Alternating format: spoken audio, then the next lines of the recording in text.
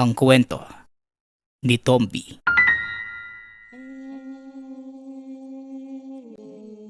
Ang kwentong ito ay hango sa totoong buhay. Mula ito sa isa nating tagapakinig. Karanasan ito ni Nonong. Walang eksaktong taon. Probinsya ng Sarangani. Tinititigang mabuti ni Nonong ang panggapas na nakasabit sa dingding. Isa ito sa daan-daang koleksyon ng patalim ng ama na si Tatang Omeng. Ang natatanging sandata na walang katulad. Hindi lamang ito ordinaryo dahil sa bawat pagtaga. Nag-iiwan ito ng malalim na bakas. Isang antingero ang ama na mahilig ding mangolekta ng kung ano-anong patalim. Mula sa pinakamaliit na balisong hanggang sa pinakamataas na katana na nakuha noon ng panahon ng pananakop ng mga dayuhan. Nakita niya kung paano gamitin ang iba. Ngunit mas interesado ito sa nakasabit na panggapas. O anak, sa titig mong yan parang mapuprol na yung panggapas ha. Kung bibilangin ko, ilang oras ka nang nakatingin? Bakit ba anak? Tanong ni Tatang Omeng. Pagpasok ng tahanan. Kakatapos lamang nito sa pagsisibak ng kahoy. Tinabihan niya ang anak na nakatayo sa harapan ng nakasabit na panggapas. Hindi ko lang po maiwasang mapaisip sa panggapas na yan, tay. Kung titignan, ordinaryo lang naman gawa sa bakal. Pero nung ginamit niyo sa pagpatay ng aswang, mas malalim yung taga na nakita ko. Tsaka parang may matalas na hangin sa bawat pagwasiwas niyo. Ano po ba talaga yung sandatang yan, tay? Tugon ni Nonong. Napangiti si Tatang Umeng.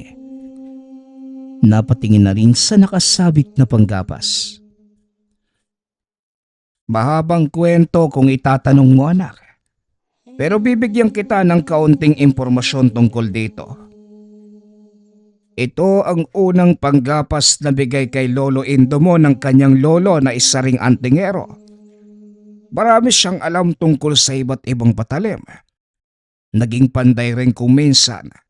At yan ang unang sandatang hinulma mula sa tinunaw na bakal. At isa pang bagay na nagmula sa kalawakan. Wala akong ideya kung ano ang bagay na yon. Pero ang sabi ni Lolo Indomo gawa din daw yan sa mutya ng ipo-ipo. Sa katunayan, sabay na nabuhay yung panggapas na yan at ang pagkuha sa mutya na yon. Itong mutya na tangan ko, minana ko pa sa mga ninuno natin. Basta, ang sabi ni Lolo mo, ang tanging tungkulin ng panggapas na ito, pumatay ng aswang. Yun lang. Kaya kung naaalala mo, ilang beses ko lang ginamit kapag may nilalang na nagpaparamdam sa paligid. Pagsasalaysay ni Tatay Omeng. Gayunpaman, nakulangan si Nonong sa sagot ng ama. Subalit maging si Tatang Omeng mismo ay limitado lamang ang kaalaman. Sa madaling salita, kalahating katotohanan lamang ang sinabi ng yumaon ni Nuno tungkol sa naiwang sandata. Naaalala ko nga po yun. Minsan nyo lang gamitin yung itak. Ano nga po ba yung tawag nyo dyan? Ang sabi ng ninuno natin, tawagin na lamang natin sa pangalang panggapas ng ipo-ipo. Tugon ni Tatang Omeng. Mahabang katahimikan ang sumunod. Parehong napatitig sa panggapas. Ilang sandali pa. Nag-unahan sa paglabas ng madinig ang sigaw ng matandang mangangalakal. Si Tatang Oming ang sumalubong nito sa daan. O Manong John, ano po ang nangyari sa inyo? Napakadungis at may dugo ang dala niyong sako. Tanong ni Tatang Oming. Punit ang damit ng matanda. Maraming galos sa katawan. Madungis at isa na lamang ang tsinelas. Takot at nanginginig. Tatang, papasukin na muna natin. Mukhang kailangan niyang kumalma. Wika ni Nonong. Habang inaalalayan ni Tatang Oming ang matanda sa loob. Dali-dali namang sinuri ni Nonong ang paligid.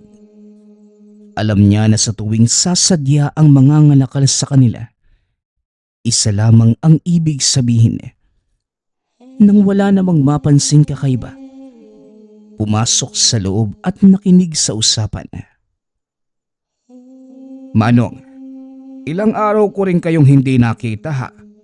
Saan po ba kayo namalagi nitong mga nakaraan? Dinaanan kita sa kubo na tinitirhan mo, pero wala ka. Kumusta po ba kayo? Tanong ni Tatang Oming. Pasensya na kayo kung pumarito ako na ganito ang kalagayan. Sa katunayan dapat kagabi pa ako nagpunta. Kaso hindi ko maatim na makarating dito ang nilalang dahil lang sa paghabol sa akin. Alam kong may tungkuling kayong ginagampana, kaya nag-iingat na rin ako. Ayaw kong madamay kayo sa mga kilos ko. Tugon ni Manong Jun na mas lalong ipinagtaka ni na Tatang Oming at Nonong. Manong, hindi po malinaw. Ano po ba yung nilalang na humahabol sa inyo kagabi? Bakit nag-aalangan kayong dumiretso dito? Ang sabi ko naman sa inyo na kapag kailangan nyo ng tulong, pumunta kagad kayo rito sa bahay. Handa po kaming tulungan kayo. Wika ni Tatang Oming. Aswang. Aswang ang humabol sa akin. Ang totoo niyan, ginabi ako sa pag-uwi. Tapos nang mapadaan ako sa isang bahay, narinig ko ang sigawan. Tunog ng nangangailangan ng tulong. Kaya dali-dali akong lumapit. Pero binibiktima na pala ng aswang yung pamilya. Hindi ako nakatulong. Natakot. Naduwag ako at tumakbo. Nang nasa kalagitnaan na ng daan papunta rito para makahingi ng saklolo sa inyo, napansin kong hinahabol ako ng aswang. Naisip ko na lumihis ng daan. Naligaw pa sa gubat para takasan yung halimaw na yon. Sa kabutihang palad, nakaligtas naman pero ito nga, punit-punit at maraming galos sa katawan. Pagsasalaysay na matanda, napahugot ng hininga si Tatang Oming nang hinayang sa pagkakataon na mapuksa ang aswang na sumalakay. Inintindi na lamang din ang paliwanag ni Manong Jun. Manong, yun na po sana yung tamang oras para may mapuksa tayong aswang. Kaso inilihis nyo kagad ng daan eh. Hindi bale. Nauunawaan ko naman po ang punto nyo. Darating din ang araw na makikita natin muli ang nilalang na yon. At kapag nangyari, hindi ako magsasayang ng segundo. Siya nga po pala. Saang bahay nyo naratnan yung pambibiktima nito? Tanong ni Tatang Oming. Doon lang sa kabilang barangay. Yung nag-iisang bahay sa dulo ng maisan. Mga bata yung nabungaran ko at isang nanay. Duguan silang lahat. Kung hindi binalikan ng aswang, sigurado kung buhay pa ang mga yon. Kalmot lang naman ang inabot eh. Yun nga lang, hindi natin alam. Tugon ni Manong Jun. Nag-aalala ito sa sinapit ng pamilyang nabanggit. Tatang, hayaan niyo akong tumulong. Pupuntahan ko po yung bahay na sinabi ni Manong. Aalamin ko yung nangyari. Wika ni Nonong. Mabuti pa nga anak. Pagkatapos ng agahan ka na umalis, Magsalo muna tayo sa mesa at pag-usapan na rin ang ibang bagay tungkol dito. Kagaya ng nabanggit, habang nasa hapagkainan, nag-usap ang mag-ama kasama si Manong Jun. Pinaplano kagad ang gagawing hakbang para saklolohan ang pamilyang biktima. Nahuli man, ngunit sinisiguradong pagbabayarin ang sinumang aswang na sumasalakay. Pagkatapos ng kainan, dali-dali nang lumakad si Nonong papunta sa kabilang barangay. Pagkarating sumalubong kagad ang tagpong kumpulan ng mga tao sa tabi ng daan. Walang ibang pinag-uusapan kundi ang nangyaring pambibiktima. Ayon sa narinig na usapan, nakaligtas naman ang pamilya at kasalukuyang nagpapagaling sa tahanan ng isang manggagamot sa kabilang bayan. Matapos makiusisa sa usapan, dumiretso si Nonong sa tahanan ng biktima. Maraming magsasaka sa puntong yun, abala sa kani-kanilang gawain. Unang sinuri ni Nonong ang paligid. Malayo sa ibang kabahayan ng tahanan, may bakas ng kalmot ang bahagi ng bintana. Sira ang pinto na parang puwersahang binuksan. Nang mapansin ng isang magsasaka ang pagtingin niya, nilapitan siya nito. O iho, antingero ka rin ba kagaya ng nauna sa'yo? May dumating dito kanina. Nagtatanong tungkol sa nangyari. Ang sabi manunugis daw siya ng aswang. Nangalap ng impormasyon para makatulong. Ikaw rin ba? Tanong ng magsasaka. Hindi po. Napadaan lang ako sa lugar tapos narinig ko yung usapan doon. Nakuryoso lang kaya naparito. Totoo po ba talaga yung nangyari? May aswang dito sa inyo? Tugon ni Nonong. Sinabi mo pa iho. Itong lugar namin, payapa kung titignan sa umaga. Pero napakadelikado pagsapit ng gabi. Pakipsilim pa nga lang nakauwi na kaming lahat eh. Ilang beses nang sumalakay yung aswang na yan. Walang pinipili. Mambibiktima talaga kahit nasa labas o nasa loob ng tahanan. Tignan mo nga yung nangyari sa pamilya. Nakakaawa. Sinabihan namin lumipat na lang ng ibang lugar pero ayaw. Ayan tuloy. Kumusta naman po yung lagay nila? Balita ko, mga bata yung kasama nung nanay. Malala po ba yung sugat nila? Dinala na sa kabilang bayan. May manggagamot doon eh. Ang nabalitaan ko, naagapan na. Hindi naman masyadong malubha yung tinamo. Kaya sa awa ng Diyos, ligtas na yung pamilya. Yung aswang po ba may ideya kayo? Baka nakita nyo na o nakilala. Bahagyang lumapit ang magsasaka nang itanong niya yon. Binulong nito ang sagot. Sa totoo lang, ilang beses ko nang nakita. Hindi ako sigurado kung siya ba talaga yung aswang na sumalakay sa pamilya. Pero malakas yung kutob ko na aswang yun eh. Hintayin mo mamayang hapon. May gagawin na isang lalaki rito sa sakahan. Madali mong makikilala kasi matangkad eh. Patpatin yung pangangatawan. Nakasalamin at malakas magsigarilyo. Tatayo siya dyan malapit sa pastulan ng kalabaw.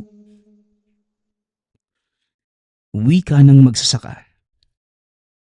Napatango si Nonong. Kinausap pa ang magsasaka. Makalipas ang ilang sandali ay nagpaalam na rin. Pagkarating sa tahanan, ibinalita sa ama ang nakuhang impormasyon.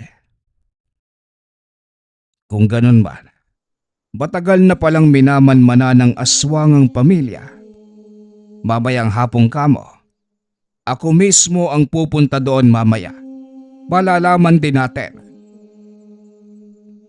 Wika ni Tatang Oming. Pagsapit ng hapon, magkasamang nagpunta ng sakahan ng mag-ama. Si Tatang Oming lamang sana kaso nagpumilit si Nonong. Hindi makatiis ang binata lalo na't bitbit ng ama ang panggapas. Hindi makapaghintay na masaksihan ang magaganap na sagupaan. Pagkarating, wala pa ang nasabing tao. Naghintay pa sila ng ilang oras. Kagaya ng sinabi ng magsasaka, madali nilang nakilala ang lalaki. Ayon sa deskripsyon na ibinigay, sa dulo ng sakahan ito nakatayo, sa kabila naman sila nakapwesto. Malayo ang distansya ngunit damang-dama ni Tatang Omen at nang tangan ang presensya nito. Ilang ulit pang sinuri para lamang makasigurado. Tatang, siya yun ano? Hindi pa po ba natin lalapitan? Ang kapal ng mukha niyang magpakita pagkatapos makapangbiktima dito sa lugar. Wika ni Nonong. Hindi ako sigurado, anak. Sa pagkakaalam ko hindi na bumabalik sa lugar ang aswang kapag tapos ng makapangbiktima. Parang may ibang sadya ang isang to. Hindi pa malinaw sa nararamdaman kong enerhiya mula sa kanya. At kung ano man yon, hindi siya magtatagumpay. Haharangin natin bago yon mangyari. Tugon ni Tatang Oming. Upang hindi mahalata ang kanilang kilos, nagpresentang tumulong sa magsasakang nakausap ni Nonong. Makalipas ang ilang oras, nagsiuwian ang lahat maliban kina Tatang Oming na dali-daling sinunda ng lalaki. Habang binubuntutan ang estranghero, napansin sila makalipas ang ilang sandali. Kagad itong naalerto. Dali-daling gumawa ng hakbang upang makawala. Paulit-ulit na lumihis ng daan hanggang sa tuluyang naglaho sa paningin ni Tatang Oming. Huminto ang mag-ama sa kalagitnaan ng kagubatan. Kahit saang direksyon tumingin, hindi na matanaw ang lalaki. Isapat madilim na ang paligid. Paano na ito ngayon, Tatang? Saan natin hahagilapin yung isang yun? O maghihintay na naman tayo ng bukas sa sakahan? Tanong ni Nonong. Hindi na kailangang maghintay ng panibagong araw. Nandito lang yon sa tabi-tabi, anak. Talasan mong yung paningin. Gabi na't paniguradong kikilos ang nilalang na yon. Galugarin natin ang buong lugar. Hindi tayo uuwi nang hindi yon nahahanap. Huwag ka ring lalayo sa akin para maprotektahan kita kung sakali. Walang nakakaalam kung ano ang susunod na kilos ng nilalang. Sige po, Tatang. Mas mabuti na ding mahanap natin at mapuksa para hindi na madagdagan yung biktima nun. Muling wika ni Nonong. Sinimula ng mag-ama ang paghahanap sa aswang. Bawat dulo ng kagubatan, naabot nila subalit walang mahagilap. Wala ring katao-tao at kabahayan kaya't nahirapan.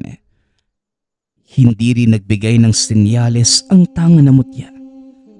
Makalipas ang ilang oras, napagpasyahang bumalik na lamang sa dinaanan. Madaling araw na. Umuwi na lang muna tayo. Hindi ko naman akalain na mahirap palang hagilapin yung aswang na yon. Akala ko matatagpuan lang natin sa loob ng gubat. Hindi pala. Mukhang tama ka nga talaga. Babalik tayo sa sakahan para abangan ang muling pagpapakita ng lalaki. Wika ni Tatang Oming.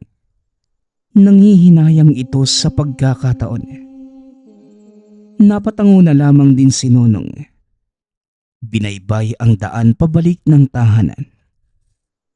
Subalit sa kalagitnaan, narinig nila ang sigawan mula sa kabahayan.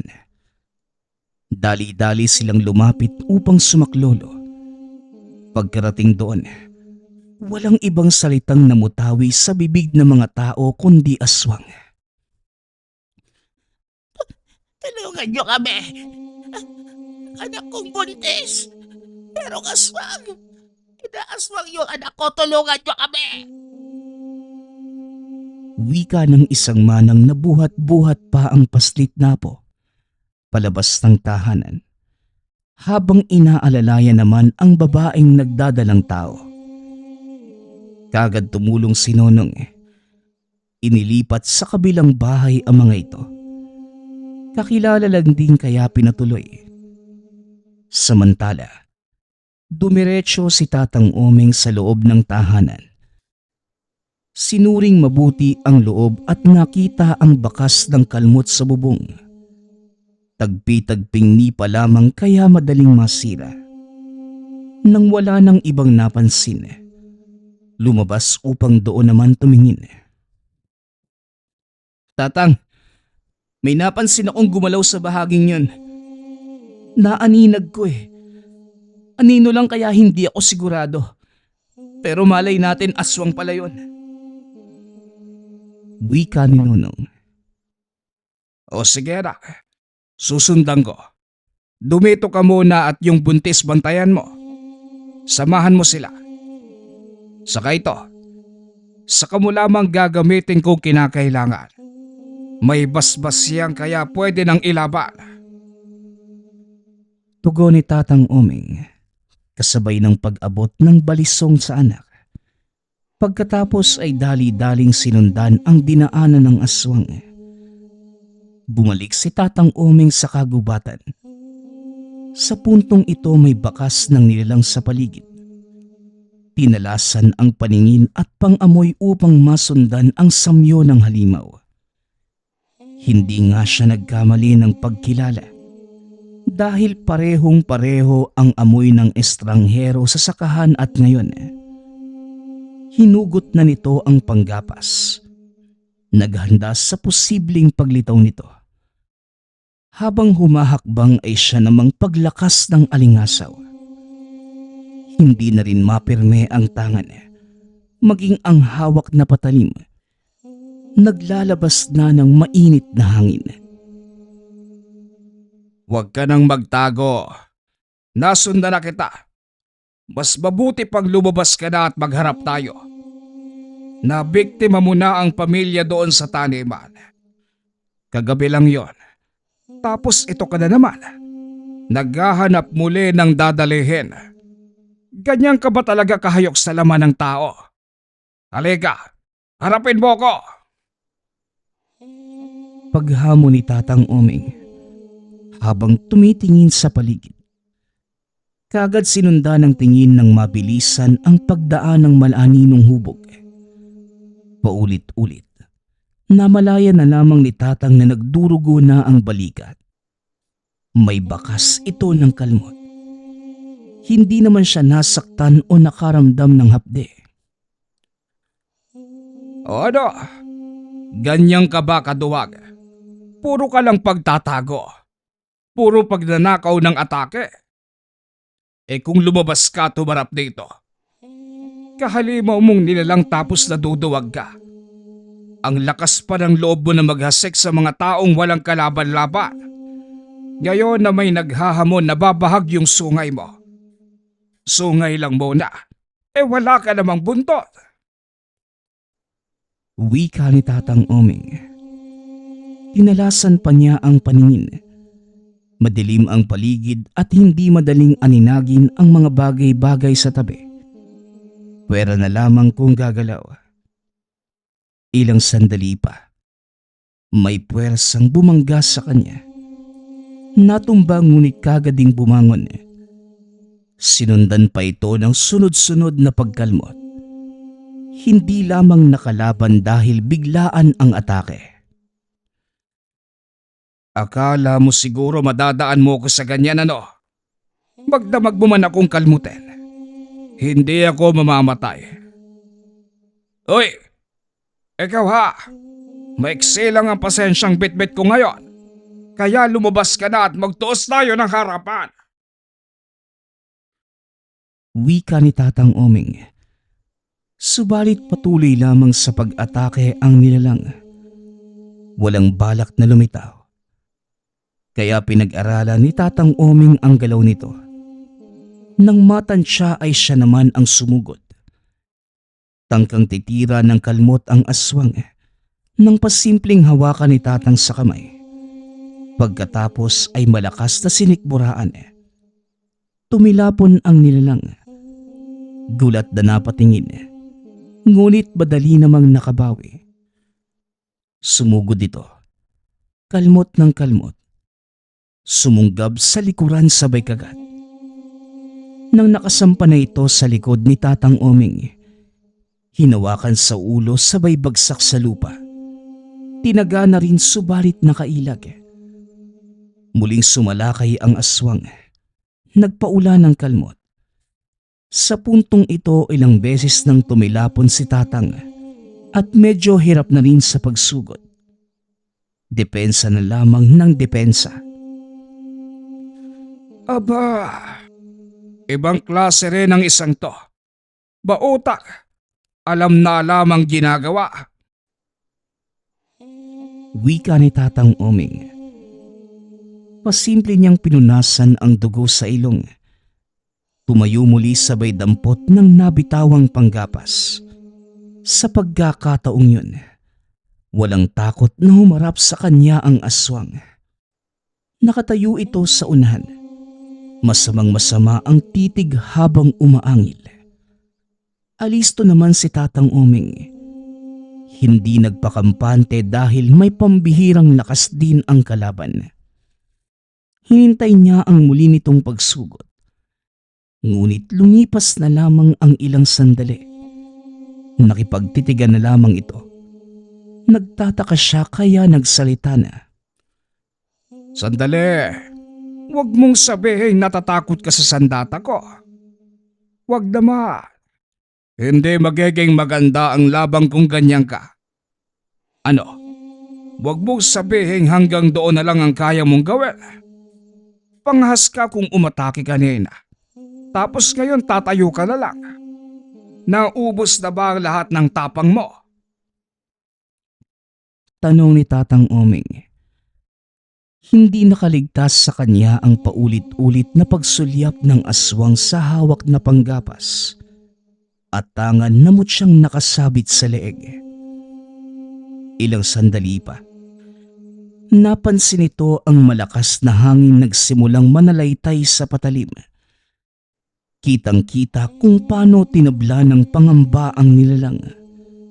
Nang mapansing nagtatangkang tumakas, kumilos na si Tatang Oming para pigilan.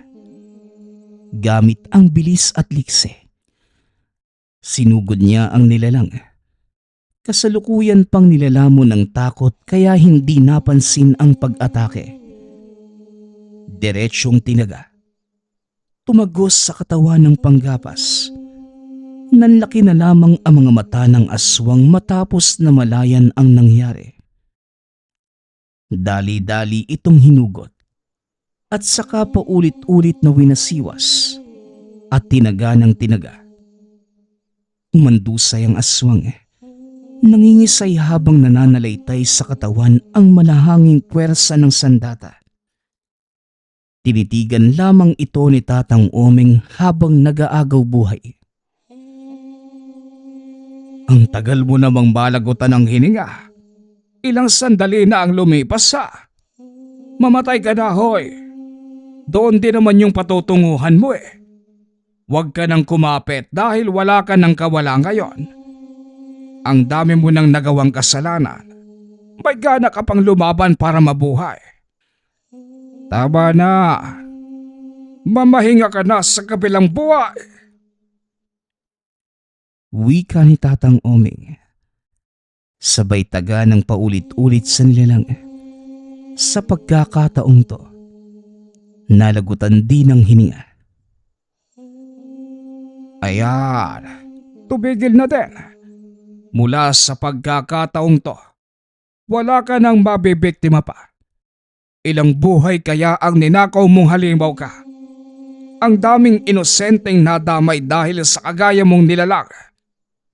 Kusa na mga taong may laban ang hinahamon nyo. Kagaya kong antingero. Magiging patas. Sinasamantala nyo ang walang kalaban-laban.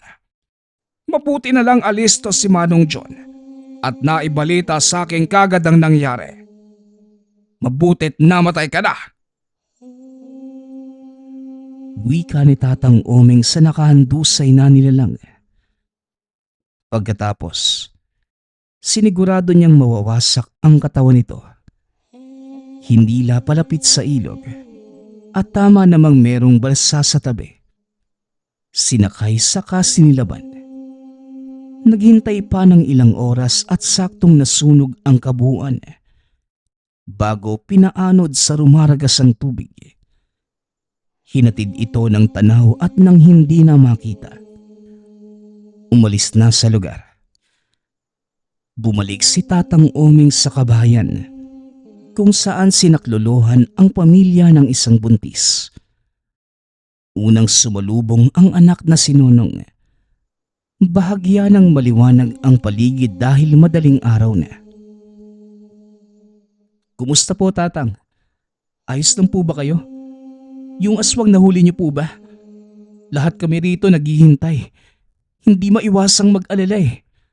Napakatagal niyo po kasing bumalik. Tanong ni Nonong. Dali-dali namang itinago ni Tatang Oming ang bakas ng kalmot sa balikat. Bautak yung animal eh. Nahirapan akong lumaban noong una. May taglay din na pambihirang kakayahan. Kaso nang tumagal hindi naman umubra. Ayon, pinaanod ko na sa ilog ang abo niya. Yung mga tao dito, kumusta naman? Wala bang nagparamdam habang wala ko? Yung buntis at bata, ayos lang ba sila? Wala naman pong nagparamdam, Tatang. Maayos din po yung lagay nila. Hindi napuruhan kasi napansin kagad yung aswang. Nagtanong sila tungkol sa atin kung sino tayo. Pero wag kayong mag-alala. Naging maingat naman ako sa pagsagot. Sinisigurado kong makikilala lang tayo bilang normal na mamamayang kagaya nila. Sinabi ko lang na simpleng magsasaka. Napadaan sa lugar at sumaklolo nang marinig yung sigawan nila. Napaniwala ko naman, Tatang. Iho, yan na ba yung tatay mo? Hindi ko alam kung ano yung nangyari sa lakad mo. Pero kung ano man yung kinalabasan noon, maraming salamat pa rin sa pagtulong ha. Kung hindi kayo dumating siguro, patuloy pa din sa pagsalaka yung aswang. Ganyan pa naman yung mga nilalang na yan. Kung walang magtataboy, aba, susugod lang ng susugod hanggang sa makuha yung pakay. Wika ng magsasaka. Ito rin yung nakausap ni Nonong noong unang beses na sumadya sa lugar para alamin ang nangyari. Tatang, siya nga po pala yung pinagtanungan ko noong nakaraang araw. Siya din po yung nabigay ng impormasyon tungkol sa aswang. Wika ni Nonong sa ama. Ganun ba? Manong, magandang araw sa inyo. Mabuti naman at maraming gising ng sumalakay ang halimaw. Hindi nagtagumpay sa pambibiktima kasi maraming nagsilapitala. Wika ni Tatang Oming. Ganyan naman po talaga kami rito. Wala kasing ibang maaasahan kundi kami lang. Malayo yung ibang kabayan at walang ni isang marunong makipaglaban sa nilalang. Kaya kapag merong magtatangka, gising kaming lahat para pagtulungang itaboy. Swerte lang siguro sa puntong to kasi may dumaang mga anghel eh. Kayo, malaki yung naitulong niyo sa gabing to. O siya, tumuloy muna kayo sa bahay. Magkape muna tayo. Pag-aya ng magsasaka. Pinaunlaka ng mag-ama ang imbitasyon ng lalaki. Nakipagkwentuhan habang humihigop ng mainit na kape. Pampalipas oras. Nang sumikat na ang araw, Nagpaalam na sina Tatang Omeng at Nonong. Hinatid pa sila hanggang sa daan. Pagkarating ng tahanan, malalim na hininga ang sunod-sunod na nahugot ni Tatang Omeng. Para sa kanya, isa sa malulupit na laban ang nangyaring sagupaan. Ibinalik na rin sa pagkakasabit ang ginamit na panggapas matapos malinis at madasalan. Gayon din ang mutsyang tangan. Tatang, sayang lang kasi hindi ko aktwal na nasilayan yung paggamit nyo ng panggapas na yan. Ang sabi nyo pa naman, mas magiging malupit yung laban kapag nagsama yung panggapas at yung mutya. Parehong may kapangyarihan ng ipo-ipo . Ang angas siguro ng kombinasyon ng dalawa, no? Marami po bang sugat yung aswang? Tanong ni Nonong. Hindi lang basta sugat, anak. Hayaan mo. Sa susunod, isasama na kita. Pero bago yun mangyari, kailangan muna kitang maturuan ng iilang depensa para kung magkaaberya alam mo na ang gagawin. Sa tamang panahon, anak. Wala din namang susunod sa kagamitang ito, kundi ikaw lang. Tugon ni Tatang Omeng. Hindi naman makapaghintay si Nonong na sumunod sa yapak ng ama. Hindi pa lamang sa ngayon, dahil gusto nitong pag-aaral muna ang atupagin. Dahil ayon sa kanya, makapaghihintay ang ganitong bagay sa taong kursunadang matuto at handang maging alagad ng lihim na karunungan. Ang susunod nating kwento ay mula sa isa nating tagapakinig. Karanasan ito ni Tonton. Walang eksaktong taon. Probinsya ng Antique.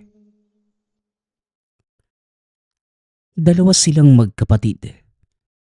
Sinanay ng ama sa simpleng pamumuhay.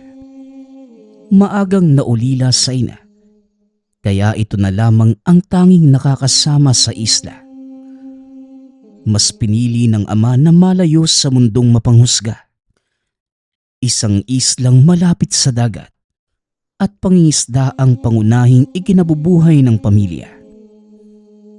Ngunit dahil malaki ang lugar at wala namang kapitbahay, mas minabuti ng ama na punuin ng mga pananim ang buong isla. Don, nadali mo na ba ng maayos yung bangka? Mukhang hindi maganda ang panahon . Nasa na kaya yung kapatid mo? Wika ng ama. Natawagin na lang natin sa pangalang Moring. Opo tay, natali ko na po. Itinali ko po doon sa batuhan. Baka po hampasin ng malakas na alon at masira na naman. Sinigo po, nandun nangunguha po ng kamuting kahoy. Wala na po tayong bigas . Kukuha lang din po kami ng mauulam. Doon na lang po mamaya dyan sa batuhan. Tugon ni Tonton.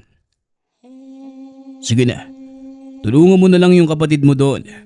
Ako na maghahanap ng mauulam natin. Mahirap pagmamaya pa . Mukhang babagsak na yung malakas na ulan. Siya ka pala anak, ayusin mo na din yung pagsasahuda natin ng tubig ulan. Malaking tulong yun para bukas hindi na tayo tatawid para mag-igib. Utos ni Tatay Moring. Umalis na ang mag-ama. Ginawa ang naatas na trabaho. Mag-aalas 4 ng hapon. Nadatna ni Tonton ang kapatid na abala sa pagbabalat ng kamuting kahoy. Hinayaan niya lamang ito nang sa ganon. Mas madali nila itong may uuwi. Kumuha siya ng itak at pumunta sa sagingan. Malapit lamang sa tahanan ang taniman ng ama at mga naglalakihang puno ng saging. Sagana ito sa mga tanim at maganda ang lupa sa isla. Pumili ito ng patpatin at mukhang hindi naaarawang puno. Gagawin niya itong pangsahod sa gilid ng tahanan para maayos ang daluyan ng tubig. Sa pagpapatuloy ng pagmamasid, nakakita ito ng puno na tila hindi na mabubuhay. Hindi na nagdalawang isip si Tonton. Pinutol niya ito at binalatan. Kinuha lamang ang nasa gitna na magandang gawing pangsahod. Sa hindi inaasahang pangyayari, may nakita ito na isang matulis na bagay na nakatusok mismo sa gitna ng puno. Sa pag-aakalang hindi tumubo ng maayos ang puno na yun dahil sa nakitang bato, kinuha niya ito at pinasok sa bulsa. Nagmamadali nang umuwi si Tonton. Ngunit hindi niya napansing may nakamasid pala sa kanyang ginagawa. O Nigo, tapos ka na ba? Isa lang muna ha, aayusin ko lang yung silong natin. Pauwi na din si tatay. Nako, bilisan na natin. Mukhang pabagsak na yung malakas na ulan eh. Wika ni Tonton sa kapatid. Oo kuya, nasalang ko na kanina pa. Sige, tulungan na kita dyan. Sana makauwi na si tatay. Magdidilim na eh. Yung lampara, hindi pa yun naayos. Dalian na po natin. Tugon ni Nico.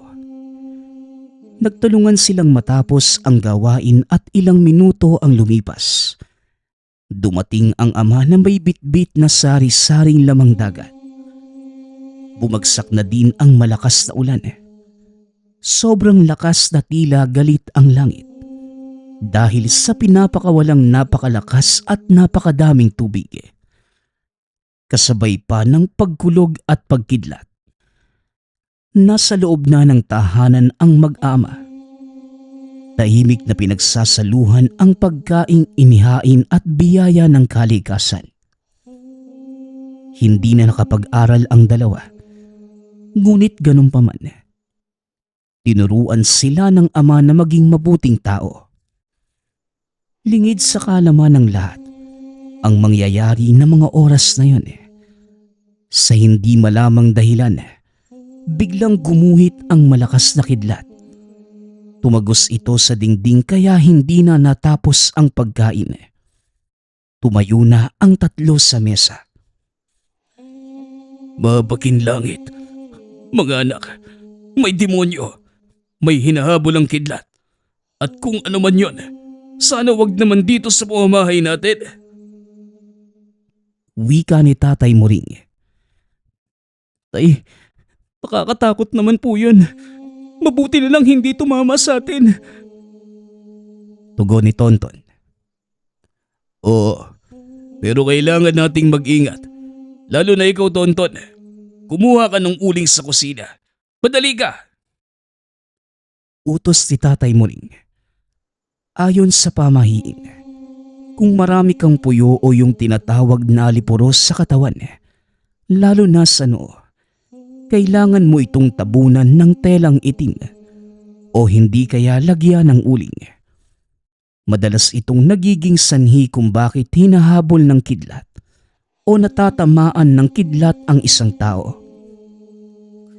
Ngunit lingid sa kalaman ng lahat kung paano nagkaganon. Nagligpit na sila sa kusina at nagpahinga. Naalala ng binata ang malapangil na bato na nakuha sa loob ng puno ng saging. Kinuha niya ito, ipinakita sa ama. Ganun na lamang ang pagkamangha ng ama nang matukoy ang bagay na hawak ng anak. Diyos ko, anak. Pinagkalooban ka ng kalikasan ng kakaibang sandata. Pangil yan ang kidlat na magbibigay ng kakaibang liksi at lakas sa sino mang nagtataglay nito. Wika ni Tatay Moring. Hindi niya hinawakan ng bagay. Bagaman natatakot sa pwedeng kakaharapin ng anak, minabuti niyang hayaan ito sa palad ng binata. Kumuha ng puyo at pangtali ang ama. Tinuruan niya ang anak kung paano ito magagawang kwintas. Nang sa ganon, hindi nito mawala o maitapon. Nang matapos ang pagtatali, Tsaka pa lamang hinawakan ng ama at biniting ito paharap sa lampara. Kumikinang ang pagkakulay itim nito. Ikwinintas niya sa anak, tanda ng pagbibigay ng pahintulot at basbas. Naway gabayan ka ng kalikasan na malaman ang kung anumang kapangyarihang taglay ng mutya na ito, anak. Hindi ako ang makakapagbigay ng kalinawan sa iyo sa bagay na ito. Ang magagawa ko lang, gabayan ka sa pwedeng maging epekto nito sa iyong pagkatao. Ipanalangin natin na ang kalikasan mismo ang maglahad sa iyo ng maaari mong gawin upang mapagana ang gamit. Wika ni Tatay Muring. Tay, magiging tagapagtanggol na ba si Kuya? Tapos, lilipad. Pag lumipad ka, Kuya, isakay mo ko ah. Pangarap ko talaga makalipad eh. Biro ni Nico. Natigil ang dalawa sa kakatuwang pahayag ng kapatid. Natatawa man, ngunit hinayaan nila itong maghayag ng saloobin. Dahil ganito sila pinalaki ng ama, ipinapaunawa ang pagrespeto sa kung anumang nais ng kalooban. Tay, sige na po. Matulog na tayo. Malalim na po yung gabi. Sige na, Nigo. Hayaan mo. Pag lumilipad na ako, ikaw yung una kong isasama. Wika ni Tonton. Naghanda na sila para makapagpahinga. Natapos na din ang malakas na ulan. Sa paglalim ng gabi sa hindi inaasahang pagkakataon, biglang nagising si Tonton. May nakita ito na tila umaapoy na maliit na bato, nakalutang sa kanyang paahan. Napabangon si Tonton. Lumabas ito na tila pinapasunod siya sa kung anong direksyon. Hanggang sa narating nila ang gitna ng sagingan. Doon nagpakita ang umaapoy na bato bilang napakagandang nilalang. Isang diwata ng kalikasan at tagapangalaga ng lahat ng mga halaman sa lugar. Hindi na ako nagtataka kung ikaw ang pinili ng mutya, ni hindi mo alintana ang pagsubok na kakaharapin mo. Maraming nagnanais makuha ang bagay na yan. Pero pili lamang ang taong pinagkakalooban ng ganyang kapangyarihan. Nandito ako para ibigay sa iyo ang basbas. Magiging ganap lamang ang gamit sa tamang panahon. Ikaw lamang din ang makakatuklas. Binabati kita, binata. Wika ng diwata. Kasabay ng paglabas ng maraming kulisap ang pagkawala ng elemento. Mag-uumaga nang makabalik siya sa tahanan. Gising na din pala ang ama na nakaupo sa mesa at nagkakape. Maaga itong nagigising dahil nagpapalaot pa ito. Kung minsan naman ay maagang nagbubungkal ng lupa para makapagtanim. O anak, saan ka galing? Nauna ka ba yatang nagising sa akin? Halika na at magkape na tayo. May nilagang kamuting kahoy pa na natira kagabi. Yun na lang ang ialmusal natin, ha? Wika ni Tatay Muring. Tay, may tinignan lang po ako. Sige po, kahit wala na pong kanin. Marami naman po tayong makakain eh. Saka, sanay na po kami na walang kanin, Tay. Ang importante hindi tayo nagugutom. Tsaka Tay, madaming bunga ng saging na saba doon banda sa kabila. Mas gusto ko pa yun ilaga kaysa bigas eh. Tugon ni Tonton. O siya, sige na anak. At samahan mo ko dun sa kabilang lugar. Malakas ang ulan kagabi. Marami akong tinanim doon at baka natabunan ng lupa. Sayang naman. Sige po, Tay. Magbaon na lang po tayo na makakain. Gigisingin ko na din po si Nigo. Sasama po kami. Doon na tayo mag-agahan. Wika ni Tonton. Bitbit ang galong may tubig at kalderong may lamang kamoteng kahoy. Binagtas nila ang kabilang dako ng isla. Mahirap maglakad dahil maputik ang daan. Kaya nagpasya silang dumaan sa gilid ng dagat paikot sa kabila. Habang naglalakad, may narinig si Tonton na mga yabag. Noong una ay hinayaan niya lamang baka mga ligaw lamang na hayop. Biglang nabaling ang tingin niya sa amang nasa unahan at sa malaking bato na gumugulong pababa sa kanila. Tinulak niya ang ama at sinalo ang nahuhulog na malaking bato. At dahil sa lakas ng pagkakatulak ng binata, napasubsob pa ang ama na kagad namang pinatayo ng kapatid. Habang si Tonton naman, buhat-buhat na ang napakalaking tipak ng bato na pabagsak sana sa kanila. Ngunit hindi na nagulat ang ama sa nakita sa anak. Inaasahan na niya na mabubuhat ng anak ang malaking bato na maaaring ikamamatay sana niya. Anak, ayos ka lang ba? Diyos ko, maraming salamat. Kamunti ka na ako doon. Wika ni Tatay Muring. Ayos lang po ako, Tay. Igigilid ko lang po itong bato. Dahil siguro sa ulan kagabi. Ayun oh, marami na pala yung nalaglag. Kaya mag-iingat po tayo ha. Akit na po tayo, Tay. Delikado rito sa baba. Nigo, tanggalin mo lang yung tsinelas mo para makalakad ka sa putik. Tugon ni Tonton. Sa tagpong ito, hindi man gaanong naiintindihan ng binata ang mga nagagawa. Kahit mabigat ay nakakaya niyang buhatin at mabilis niyang nagagawa ang mga mahihirap na gawain na hindi man lamang napapagod. Batid ng binata na ito ang hatid ng pinagkaloob sa kanya ng kalikasan. Mas maaalalayan na niya ang ama sa mga gawain sa tulong ng lakas, bilis at liksi na mula sa ngipin ng kidlat. Nagpapasalamat nga pala ako sa lahat ng sumusuporta sa ating channel. Nawa ay patuloy niyong suportahan at pakinggan ang ating mga kwento. Hanggang sa muling pakikinig. Paalam.